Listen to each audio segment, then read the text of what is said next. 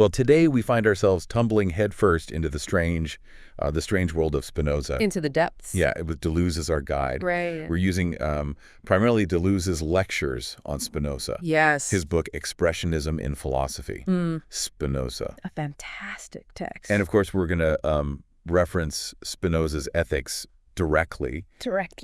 And I think this is going to be quite a journey for us because we're talking about really the foundations of how we perceive reality. Absolutely, yeah. I mean, to get to the root of Spinoza is really, it's a wonderful and terrifying experience because it is, I mean, we talk about metaphysics, but he gives us a sense of what metaphysics is. Yeah. In a way that, a lot of the kind of dualisms and the things that we're used to thinking through and with in terms of, mind and body, subject, object, those kind of disappear in this very strange way. So maybe let's just start then with the substance. Okay. Because this is really at the core of Spinoza's, his whole system. Yeah, definitely. So how does Spinoza define substance? So Spinoza's concept of substance, it's a tough one to wrap your head around.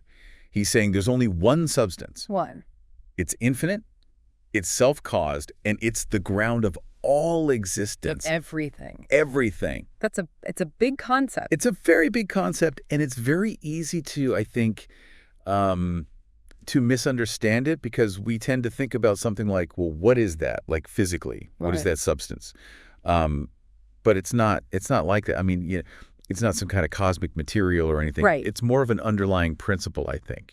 It's this underlying principle of unity, the force from which everything flows. So it's like the ultimate reality. Okay. That we kind of get glimpses of through its modifications. So we don't see substance directly, but we see it through what it through its expressions. Through its expressions, through the things that it produces, yeah, or that it expresses, yeah. And these modifications are what Spinoza calls attributes and modes, right? Yes, exactly. So attributes are the ways in which we're able to perceive substance. And Spinoza says that the most fundamental attributes are thought and extension. Okay. So you can think of them, I think, like lenses almost, that we comprehend this single infinite reality through these different lenses. So substance, in its infinite nature, expresses itself through thought and extension. Extension, okay. Exactly. And so then where do modes fit into this whole picture? Right. So that's where the modes come in. So the modes are the actual particular modifications of substance within each attribute. So they're kind of the individual expressions, right, of this underlying unity. So an individual thought or an emotion or a physical object. Right. So, when we're talking about thought, we're talking about like an individual thought that you might have. An idea that pops into your head, that's a mode. A tree outside is a mode of extension. Okay. So if substance is like, let's say, the ocean, would attributes be like the, I don't know, like the dimensions of depth and surface, and the modes are the individual waves? Yeah, I think that's a helpful way to think about it. But remember, the ocean is more than just its waves. Right. It's the underlying reality that makes those waves possible. So substance is the ground for which all attributes and modes arise. It's not reducible to them. Right. It's not that the waves are the ocean. It's that the ocean is the thing that allows the waves to exist. Exactly. So it's important to keep that distinction in mind as we go forward, because it's easy to kind of, I think, to fall back into thinking about it in more familiar dualistic terms. Yeah. But Spinoza is really trying to break us out of that way of thinking. Right. And Deleuze, in his lectures on Spinoza, he seems to be particularly interested in this concept of expression. Absolutely. Right. He sees Spinoza's philosophy not just as a kind of static metaphysical system, but as this logic of expression. Yes, and I think that's really important because for Deleuze, I mean, he sees substance. He sees it as active. Okay. It's not just this static thing sitting there. It's constantly unfolding, constantly differentiating itself through attributes and modes. So this process of expression is fundamental to understanding Spinoza. Okay. I mean, that's really what it's all about. Okay. And so Deleuze even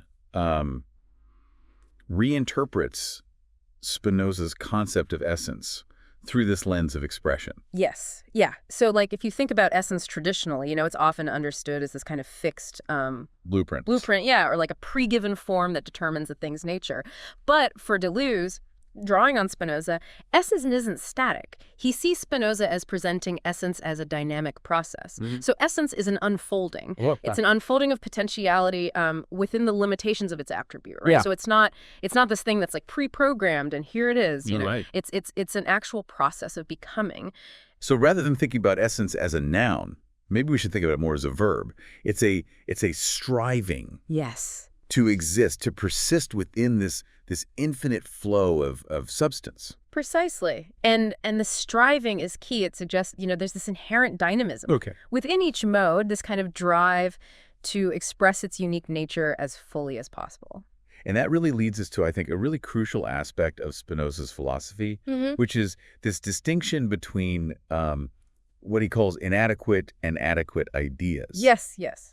So what did Spinoza mean by this distinction? Well, it goes to the heart of how we perceive and understand the world, really. Okay.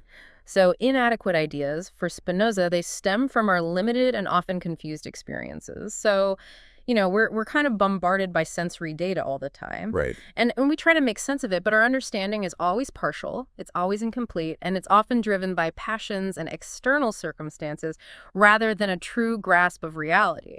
So it's like seeing a shadow and mistaking it for a monster in the darkness. Exactly. That's a perfect example. Our senses, they give us information about the world, but they can also deceive us. Right. If we lack a complete understanding of the situation.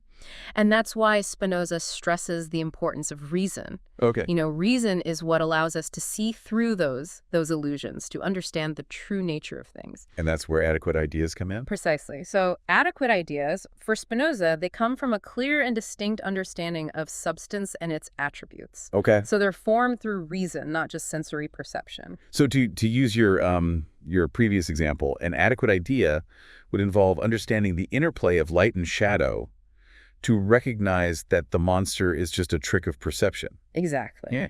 Adequate ideas lead to a truer, more complete picture of reality. Okay. And for Spinoza, cultivating adequate ideas is essential to ethical living. Okay, so It's about freeing ourselves from the tyranny of our passions and misperception. you mentioned freedom. This seems like kind of a paradox. Right. Because if everything ultimately stems from substance, how can we talk about free will? Where does that fit in? Right. No, it's a crucial point, and it's one that a lot of people have struggled with in Spinoza. Right. So Spinoza, he argues that our experience of free will, it's often an illusion. Okay. We feel like we're making choices freely. Right. But in reality, our actions are determined, not by some, external force, but by the very nature of substance itself. So we're caught in this kind of web of cause and effect. Yeah. And our belief in free will is simply a lack of understanding of this complex chain of causality. In a way, yes, but I think it's important to emphasize that Spinoza doesn't see this as a pessimistic view. He actually argues that this realization, while initially it can be kind of unsettling, it can actually lead to a different kind of freedom. A freedom from the illusion of control, perhaps. Precisely. It's a freedom that comes from understanding our place within the grand scheme of substance. It's about accepting the flow of things rather than constantly struggling against it. And Deleuze, in his own kind of unique way, seems to echo this sentiment. Absolutely. Right. He encourages us to embrace the immanence of existence. Yes. Right. To find joy not in control, but in understanding. Exactly. Yeah. And Deleuze sees Spinoza's philosophy as deeply affirmative. Okay. Even what we perceive as negative, as suffering, as limitation, it's all part of this grand unfolding of substance. So it's a radical shift in perspective. Absolutely. It asks us to really reconsider our relationship with the world, our relationship with our own experiences, even our relationship with our own sense of self. Yes, and central to this shift, I think, is understanding this intricate interplay between thought and extension. Right. The two attributes that we keep coming back to. And it's here, perhaps, that Spinoza's philosophy feels most tangible, most relevant to our everyday experience. Yes, I think so. Right. How can we reconcile these two seemingly disparate realms? Right. How does my thought, right, my decision to reach for a glass of water, how does that influence the physical action of my arm moving. Right. So this is where Spinoza's concept of parallelism comes into play. Okay. So he argues that every mode of thought has a corresponding mode of extension. Okay. And vice versa. So it's not a causal relationship. Right. It's not that one precedes and influences the other, but it's a simultaneous expression of the same underlying modification of substance. Precisely. They're two sides of the same coin, two different ways of understanding the same underlying reality. And I like that coin analogy. Mm-hmm. It suggests this kind of really fundamental unity between mind and body. Yes. A unity that's often obscured by our tendency to categorize, to separate. Absolutely, yeah. We tend to think in these very binary terms, but Spinoza is really trying to get us to see beyond that. Right. And this is where I think Deleuze's interpretation becomes particularly insightful. Okay. Because he picks up on this idea of parallelism. Yeah. Right? And he kind of digs even further. He really pushes us to question the very nature of this apparent division between mind and body. Yeah. So for Deleuze, this isn't just some kind of abstract metaphysical concept. Yeah. Right. This has real implications for how we understand our lived experience. Absolutely. He challenges us to see this division as a product of our limited perspective, our tendency to impose boundaries and distinctions onto a reality that is fundamentally interconnected. And he uses the analogy of a folded piece of paper to kind of illustrate this, right? He does. Yeah, he talks about how, if you have a piece of paper and you fold it, right, you have these two halves and they're distinct, right, but they're inseparable. They're part of the same whole. Okay. So similarly, thought and extension, mind and body, they're not these separate entities that are somehow interacting. Right. They're two expressions of the same underlying reality, just viewed through different lenses. So what we perceive as this division is actually a folding. Yeah. A bringing together of different aspects of the same substance. Exactly. And this folding, it's not just limited to thought and extension. Right. Deleuze argues that it happens across all of substance's attributes. It's this constant process of unfolding and infolding, of differentiation and integration happening at every level of existence. So reality itself is not static. It's not this collection of fixed objects. Yeah. But it's a dynamic process of expression. Yes. And connection. Yes, absolutely. It's about understanding that everything is in flux. Right. Everything is constantly changing, constantly becoming. And that's, I think, one of the most challenging, but also one of the most liberating aspects of Spinoza's philosophy. It's a lot to wrap one's head around, for sure. Absolutely. But I think within these complex ideas, there's a real potential for transformation. Absolutely. I mean, it requires a willingness to question our assumptions, to embrace a certain level of discomfort, right, to sit with the sometimes vertiginous reality that Spinoza and Deleuze present. But I think, in that discomfort and that letting go of our need for certainty and control, that's where we might catch a glimpse of that elusive Spinozistic joy. Yeah. Well, we've covered a lot of ground in this deep dive into substance, attributes, modes, Deleuze's interpretation of essence, but there's so much more to explore. I mean, we've only just begun to really scratch the surface of how these ideas can transform our understanding of ourselves in the world. Absolutely. Yeah, this is just the tip of the iceberg. Right. There's a whole universe of thought here to dive into. Oh, and I'm ready to keep going. How about you? Well, absolutely. Yeah. Let's dive back in. Right. And it's in this space, between this discomfort and this liberation, I think, that Spinoza places his concept of joy. Yeah, and it's not exactly like a warm and fuzzy term, right, especially in the context of his philosophy. Yeah, it's not about, fleeting happiness or pleasure. Right. It's a much deeper state of being.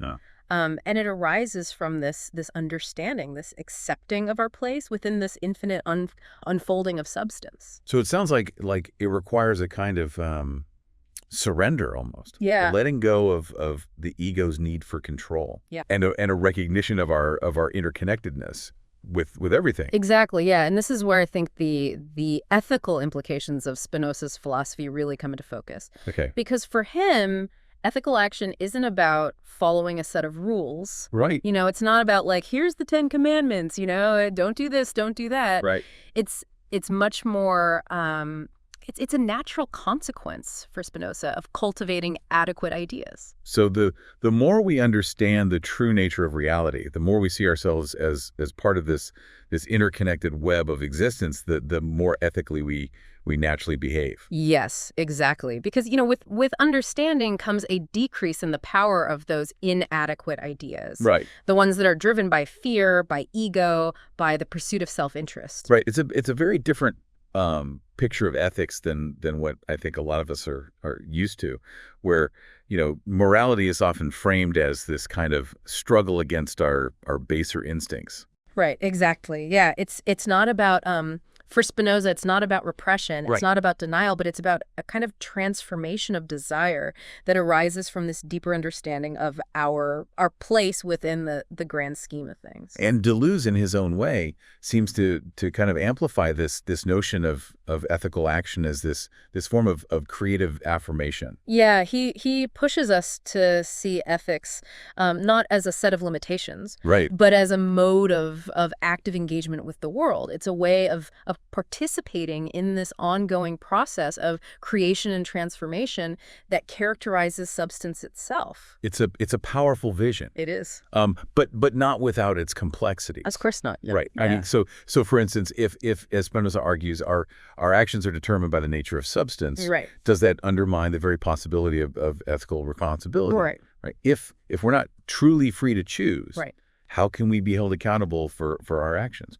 Yeah. Yeah, no, it's a question that has, haunted Spinoza's philosophy for centuries. But I think it's a misreading to view his concept of determinism as a kind of fatalistic predetermination. Right. So it's not that our lives are prescripted, Right, exactly. but rather that our actions arise from this complex web of causes and conditions that are ultimately rooted in the nature of substance itself. Exactly. Yeah. And while we might not have control over, the initial conditions that shape our choices, Right. Spinoza and Deleuze following him would argue that we do have a degree of agency in how we respond to those conditions. Through the cultivation of reason Yes. and the pursuit of adequate ideas. Precisely. Yeah. The more we understand the true nature of ourselves and the world around us, Right. the more we free ourselves from the tyranny of inadequate ideas, and the more ethically we will naturally act. So it's a demanding perspective, to be sure, It is. but also a strangely optimistic one. Right. It suggests that ethical living isn't about struggling against our nature, Right. but rather about aligning ourselves with the deepest currents of reality. Yes, I like that. Yeah, it's about finding that harmony Right. between who we are and how things are. Right. And in that alignment, in that understanding and acceptance of the inherent interconnectedness of all things, we might just catch a glimpse of that profound and elusive Spinozistic joy.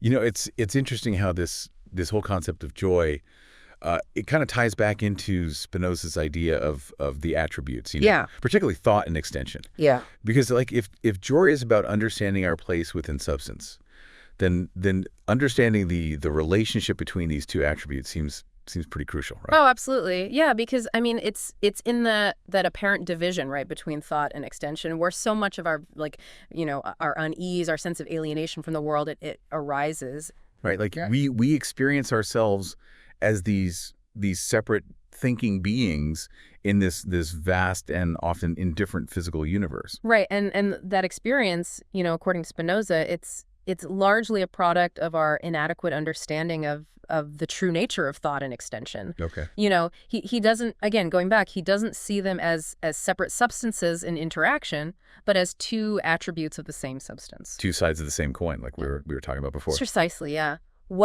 What we perceive as this division is, for Spinoza, a fundamental unity. Okay. It's a parallelism, right? Where every mode of thought has a corresponding mode of extension. Right. And vice versa. But how can we really grasp this? Yeah.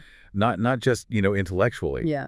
but experientially, Yeah. How can we actually bridge that gap between our inner world of thoughts and feelings and this external world of physical objects and events? Yeah, it's a question that, Spinoza himself grappled with extensively. Right.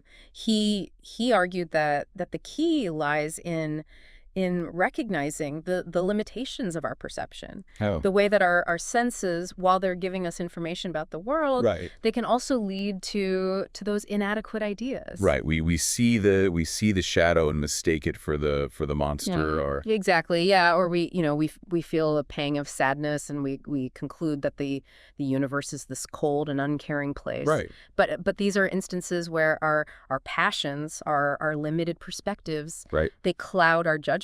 Okay. And they prevent us from seeing the true nature of things. So the path to bridging this gap lies in cultivating reason, Yes. right? In developing those adequate ideas that allow us to kind of see beyond these illusions of our senses. Yes, to see the underlying unity of thought and extension. Right. Right. To see how those two things are not separate. And this is, I think, where Deleuze's concept of folding, which we talked about earlier, Yeah. becomes really, really relevant. Yeah, absolutely. Right, because he uses this analogy to describe the relationship between thought and extension. Right. Whereas they're not these two separate entities that are interacting, Right. but rather two expressions of the same underlying reality. Yes. Viewed through different lenses. Precisely. And he takes this concept of folding, he pushes it even further. Right. To suggest that it's not just limited to thought and extension. Right. It's happening across all of substance's attributes. So it's this kind of universal principle. Yeah, yeah. Of differentiation, of integration, of unfolding, of unfolding. Yes. That's kind of characterizing reality. At every level, yeah. Every level. Yeah, and it's through this process of folding that substance kind of expresses its infinite potentiality. It gives rise to this incredible domesity, right? This complexity of the world around us. It's a mind-boggling concept to be sure. It is. But it's also a strangely beautiful one. It is. It suggests that even in the midst of all this apparent separation, yeah, all this difference, there's this underlying unity. Yes. This fundamental interconnectedness that's binding everything together. And it's in that recognition. Yeah.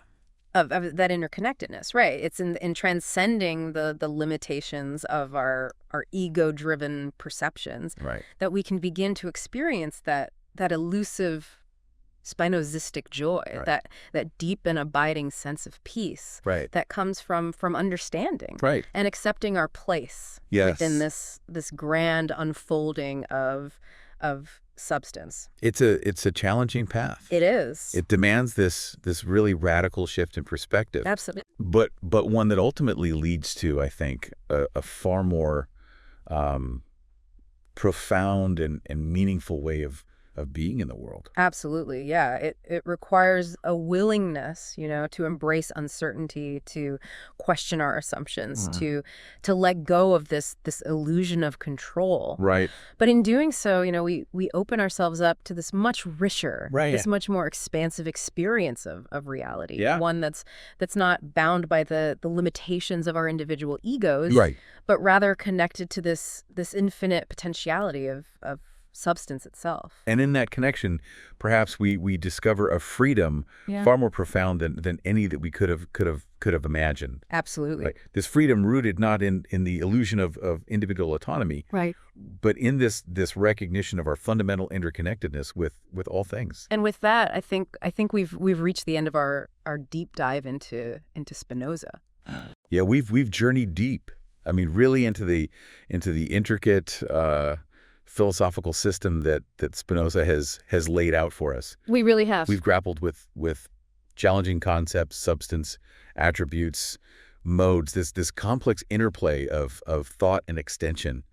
We've explored Deleuze, really insightful interpretations. Right. His emphasis on expression, on folding, the ethical implications of Spinoza's thought, and they're hopefully given our listeners, a few things to chew on. Yeah, and if this deep dive has sparked your curiosity, remember, this is just the beginning. Oh, yeah. The world of Spinoza and Deleuze is vast. It offers, endless avenues for exploration. Absolutely. For contemplation. So continue questioning. Yes. Continue seeking, and